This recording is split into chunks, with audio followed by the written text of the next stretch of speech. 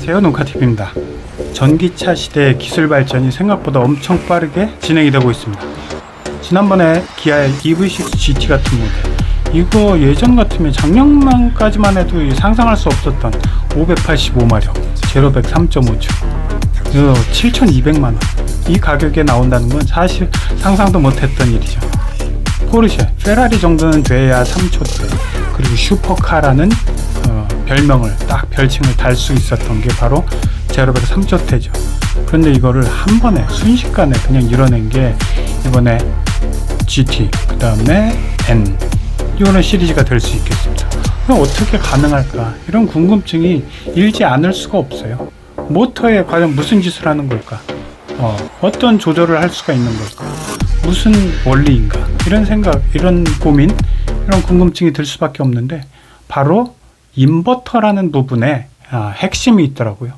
모터에는 전압을 갖고 오는, 전압을 넣어주는 인버터가 있고, 그 다음에 감속기가 있고, 모터가 너무 빠르니까 변속기가 아니라 감속기를 옆에 달아주는, 이게 이제 한 개의 패키지로 이루어진 게 바로 파워트레인이라고 볼 수가 있는 거죠. 이게 바로 인버터의 모습인데요.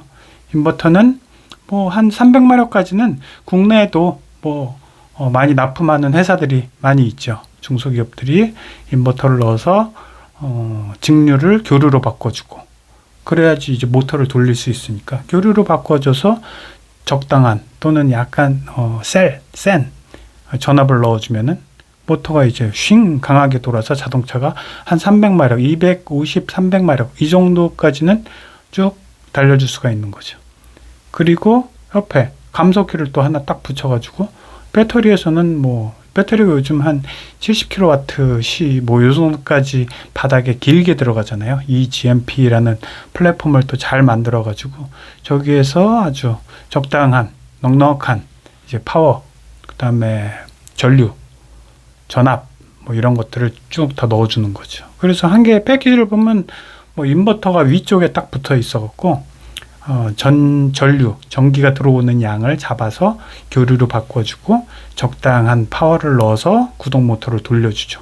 모터는 옛날에 우리 보시던 어렸을 때 모터하고 똑같죠. 모터 분해해 보면 그 안에 N극, S극 자석이 붙어 있고, 자석이 밀고 당기고 이런 성질을 이용해서, 영구 자석을 이용해서 돌리게 되는 거죠. 그러면은 너무 강하게 돌아가니까 감속기를 옆에다가 또 달아서 속도를 낮춰주는 거고, 이런 원리인데, 결국에는 핵심을 보면은 모터의 크기도 중요하지만, 근데 그거는 어느 정도 제한적이고, 차 안에 들어가야 하는 그 정도 크기의 모터를 만들기 위해서는 어느 정도 제한적이겠죠. 모터의 코일을 감는 것도 양이 굉장히 무한대로 늘어날 수는 없는 거잖아요. 그 다음에 자석을, 엄청 큰 자석을 넣을 수도 없는 거고. 그러니까 그런 부분도 물론 약간의 차별점이 있겠지만, 제일 중요한 것은 인버터였다. 인버터가 일반 엔진차로 따지면은 아마도 ECU 같은, 컴퓨터 같은 이런 역할, 플러스 터빈의 어떤 역할. 터빈이 이제 배기가스를, 나가려는 배기가스를 다시 억지로 실린더 안으로 다시 들여 넣어가지고 밀어 넣어서 빵 터지게 만드는 거잖아요. 그래서 이 800V짜리 인버터, 근데 그게 듀얼 인버터에 해당됩니다. 그래서 유럽, 독일에 비테스코사가 있는데, 거기에서 아마 1,300억 정도 주고 인버터를 구입을 했다고 합니다. 그래서 바로 이 차 EV6 GT나 아이오닉 N 시리즈를 완성할 수 있게 된 거죠.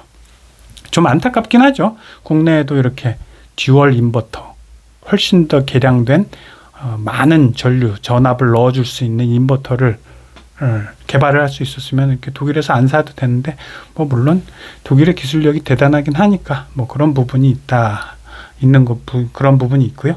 그 다음에 위쪽에 저렇게 모터를 돌려주는데 이렇게 파워를 넣어주고, 그 다음에 저기에 또 굉장히 빠른 속도로 돌아가니까 냉각을 위해서 또 직접적으로 저 안쪽에다가 오일을 부어준다고 합니다. 그래서 냉각 오일 이런 부분을 사용을 해서, 그래서 거의 영구적인, 거의 모터 때문에 10년, 20년을 타도 모터 때문에 차를 바꿔야 된다 또는 모터가 고장났다 이런 일은 없도록 한다는 게 이제 현대 기아차의 플랜이죠.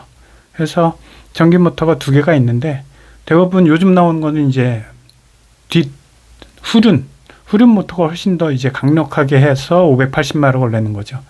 그러다 보니까 크기도 약간의 이제 다른 규격이 약간 다르고 뒤에 전기 모터에는 또 듀얼 뭐 인버터 같은 것들을 달아서 이게 무엇이냐? 듀얼 인버터는 한 개짜리 인버터에다가 이게 만약에 300마력 정도를 낼 수 있는 전압을 쏴줄 수 있다. 그러면 이걸 두 개를 넣는 거죠. 뭐 어떤 가솔린 차, 엔진 차에도 그런 차들이 있잖아요. 이제 가변 실린더. 3기통으로 하다가 힘이 많이 필요할 땐 6기통으로 돌리고 어쨌든 힘이 별로 필요하지 않다. 그럼 3기통만 실린더만 폭발 행정을 시작하고 이렇게 듀얼로 왔다 갔다 할 수 있는 전자장치로 제어를 하는 방식이겠죠. 그래서 인버터가 가장 중요하구나. 엔진차로 따지면은 ECU이자 저런 터보 시스템이구나. 이런 부분까지도 이제 어느 정도는 이해를 하게 됐어요. 그리고 뭐 감속기 부분은 기어비를 조금 달리해서 굉장히 빠른 모터를 오히려 속도를 좀 줄어들게 하는 이런 방식으로 모터는 돌아가게 돼 있죠. 그러다 보니까 내 차를 좀 이해하고 전기차를 타면 조금 더 이게 어떤 식으로 돌아가고 있고 또는 차에 좀 이상이 있다. 어떤 소리가 난다라든지 좀 이상이 있다라는 거를 인지하면은 그 원리를 알았을 때 훨씬 더 좀 차후에 또 문제 해결하는 데 도움이 되지 않을까 싶어서 이런 부분에 대한 이해를 좀 해야 한다고 생각을 합니다. 그래서 앞쪽에는 과거에는 뭐 앞쪽에 엔진이 크게 붙어갖고 엔진이 가장 큰 역할을 했다면 지금은 바닥에 이렇게 배터리, 그 다음에 앞뒤로의 어떤 모터는 어떤 원리로 움직이고, 그 다음에 인버터가 어떤 역할을 하며, 그 다음에 더 고속으로 뭐 400kW, 800kW, 800V 막 이런 고속의 급속 충전을 하기 위해서도 바로 이런 인버터가 필요하구나. 그 다음에 나머지 뭐 각종 장치들 이제 열기를 낸다든지 뭐 히터를 튼다든지 히트 펌프를 작동시킨다든지 이런 부분에 있어서도 다 인버터가 이 역할을 다 하고 있다라는 부분. 그래서 인버터가 제일 중요하구나 라는 부분을 좀 요즘에 깨닫고 있어요. 그래서 모터, 인버터, 배터리, 그 다음에 전압을 사용하는 것, 그다음에 듀얼로 사용하는 것, 그리고 거꾸로 충전도 하는 것.